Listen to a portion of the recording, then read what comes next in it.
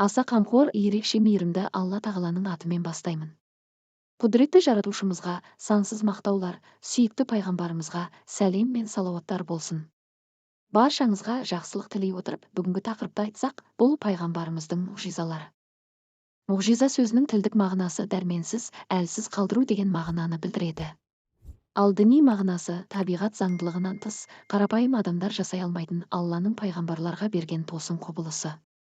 Адам атадан бастап пайғамбарымызға дейін қанша пайғамбар келген болса, барлығының Алла тағала берген мұғжизалары болған. Оқуды да, жазуды да білмейтін пайғамбарға Құран кәрім 40 жасында түсті. Оқуды да, жазуды да білмейтін адам мұндай шешендік өнердің бәрін қамтыған кітапты өзі жазуы мүмкін бе? Әлбетте, бұл кітап пайғамбарымызға Алладан жіберілген мұғжиза. Алла тағала Исра сүресінің 88 аятында: «Уа, пайғамбар, егер адамзат пен жындар осы Құранға ұқсас нәрсе келтіру, ойлап табу үшін жиналып, бір-біріне көмектессе де, оған ұқсас нәрсе келтіре алмайды» деп айт деген болатын. Пайғамбарымызға берілген ең үлкен мұғжиза Құран кәрім қияметке дейін үмметінің қолында болады, әрі онымен амал еткен адам қияметке дейін хақ жолдан адаспайды.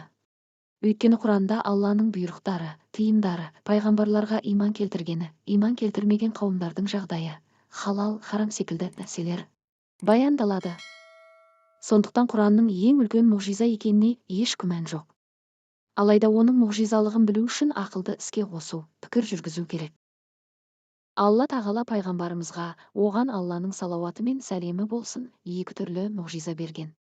Біріншісі ақли, екіншісі хисси, сезім мүшелері арқылы көрінген мұғжизалар. Құран кәрім пайғамбарымызға берілген ақли мұғжиза.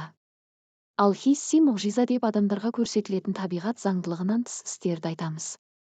Пайғамбарымыздың хисси мұғжизасы өте көп. Солардың кейбіріне тоқталайық. Айдың екіге бөлінуі. Құрайш басшылары Уәлид бин Мұғира, Әбу Жәһіл және басқа да кісілер пайғамбарымызға келіп, егер сенің айтып жатқаның шындық болса, бізге айды екіге бөліп көрсет дейді. Сонда пайғамбарымыз: егер солай етсем, иман келтіресіңдер ме? дейді. Олар иә деді. Ол түні 14 күндік ай толған болатын. Алла елшісі айға бармағымен ишара етіп, ай Алланың бұйрығымен екіге бөлінді. Бір бөлігі орнында, екінші бөлігі Хира тауының тұсында көрінді. Пайғамбарымыз оларға: куә болыңдар деді. Олар сондай мұғжизаны көріп тұрса да, Мұхаммед бізді сиқырлады, көзімізді байлады деп иман келтірмеді. Құран кәрімдегі қиямет жақындады, ай жарылды деген аят осы мұғжизаға ишара. Бұл мұғжиза аят және хадиспен бекіді. Сондықтан бұл мұғжизаны мойындамау Құранды мойындамаумен пара-пар. Исра, Миғраж оқиғасы. Бұл да пайғамбарымыздың үлкен мұғжизасының бірі. Алла елшісі пыраққа мініп Харам мешітінен Ақсаға барып, одан 7 қақ көкке көтеріледі. Сөйтіп ол жерде пайғамбарлармен жолығады. Осы сапарында 5 уақыт намаз парыз болады. Бұл пайғамбарымыздың рухы және денесімен әрі ояу халінде болған сапары еді. Бұл мұғжизада Құранда және хадистерде баяндалған. Келесі мұғжиза ағаштардың, тастардың пайғамбарымызға сәлем беруі, пайғамбар екеніне куәлік етуі. Омардан келген риуаятта бір жорыққа шыққанда пайғамбарымыз жолда кетіп бара жатқан арабты көріп, жақсылыққа жетуді қалайсың ба? деп сұрайды. Ол: қандай жақсылық? дейді.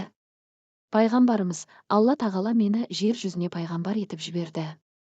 Жақсылыққа жету жолың сол деді. Ол: сенің пайғамбар екеніңді қайдан білемін? Бұл сөзіңе кім куәлік береді деді. Пайғамбарымыз сайда өсіп тұрған ағашқа қарап, сол куәлік береді деді. Сен оған барып, Алланың елшісі сені шақырып жатыр деп айт деді.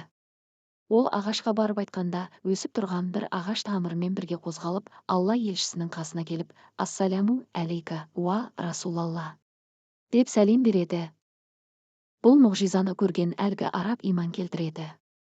Жәбир ибн Сәмурадан келген риуаятта пайғамбарымыз: Меккеде бір тас бар. Мен пайғамбар болып жіберілмес бұрын маған қасынан өткен сайын: ассаляму әлейка, уа Расулалла деп сәлем беретін. Мен оны қазір көрсем де жақсы білемін деген. Келесі мұғжиза құрма ағашы діңгегінің жылауы. Пайғамбарымыз мешітте уағыз айтқан кезде құрма діңгегіне сүйеніп тұратын. Мұсылмандардың саны артып жатқаннан кейін сахабалар пайғамбарымызға жаңа мінбер жасауға ұсыныс жасайды.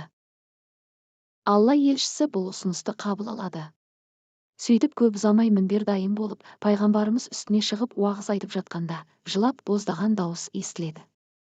Алла елшісі мінберден түсіп құрма діңгегін сипағанда дауыс тыйылады. Сонда пайғамбарымыз сахабаларына қарап, егер мен оны сипамағанда қияметке дейін боздап тұрар еді деді. Келесі мұғжиза аз ғана судың, тағамның көбеюі. Жәбир бин Абдулла былай дейді. Худайбия жорығында адамдар судың жоқтығынан қатты шөлдеді. Пайғамбарымыз намаз оқу үшін қасындағы ыдыстағы сумен дәрет алды. Сонда сахабалар келіп, уа, Алланың елшісі, бүкіл әскер шөлдеді. Сіздің алдыңыздағы судан басқа дәрет алатында, шетінде басқа су қалған жоқ деді. Сол уақытта пайғамбарымыз қолын әлгі ыдысқа салды. Саусақтарының арасынан су аға бастады. Бәрі сол судан қанып ішіп дәрет алды. Жәбирдің айтуы бойынша бұл жорықта 1400 кісі бар еді. Егер 100 мың болса да су бәріне жетер еді деген ол. Осыған ұқсас мұғжизалар бірнеше жерде болған. Әбу Аюб Ансари 2 кісіге жетерлік тамақ дайындап, пайғамбарымыз бен Әбу Бәкірді үйіне қонаққа шақырады. Пайғамбарымыз Әбу Аюбқа ансарлардың ұлық сахабаларынан 30-ын шақыр дейді. Осылайша тағы да бірнеше адамды шақырады. Әбу Аюб Алла елшісіне дайындаған 2 кісілік тамақты 180 кісі жеп тойды. Бұл мұғжизаны көрген мүминдердің иманы одан сайын күшейіп, Алла жолында мал жанын аямауға серт берді деген. Ауруларды емдеуі. Ауру адамдарды емдеу де пайғамбарымыздың мұғжизаларының бірі болған. Мысалы, қатаданың көзі бір жорықта бетіне дейін шығып кетеді. Пайғамбарымыз оның көзін алып, орнына қайта қойып береді. Сол көзі сау көзінен де жақсы көретін болған. Сондай-ақ Әлидің көзінде Хайбар жорығында емдеп берген. Одан кейін Әлидің көзі мүлдем ауырмаған. Жануарлардың тілін түсінуі. Жануарлардың тілін түсінуде пайғамбарымызға берілген мұғжизалардың бірі. Жафар бин Әбу Тәліптен келген риуаятта пайғамбарымыз бір кісінің бақшасына кіргенде, бір түйе пайғамбарымызды көріп көзінен жас ағады. Пайғамбарымыз түйеге жақын келіп, оның көзін сүртіп жатып, бұл түйенің иесі кім? дейді. Ансарлардың бірі жас жігіт, уа, Алланың елшісі, бұл менің түйем деді. Сонда пайғамбарымыз иесіне оған зұлымдық жасағанын, аш қалдыратынын айтып, түйесіне дұрыстап қарауды тапсырды. Пайғамбарымыздың осы секілді мұғжизалары өте көп. Кейбір ғалымдар Алла елшісінің 1200 мұғжизасы бар десе, кейбірі одан да көп деген.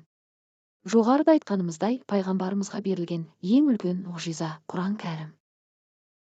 Алдыңғы пайғамбарлардың мұғжизалары сол уақытпен шектелсе, Құран кәрім қияметке дейін жалғасатын мұғжиза. Ендеше Алла тағала баршамызға қияметке дейін мұғжиза болып түскен Құран жолымен жүруімізді нәсіп етсін. Назарларыңызға көп рахмет. Баршаңызға Алланың нұры жаусын. Аман сау болыңыздар.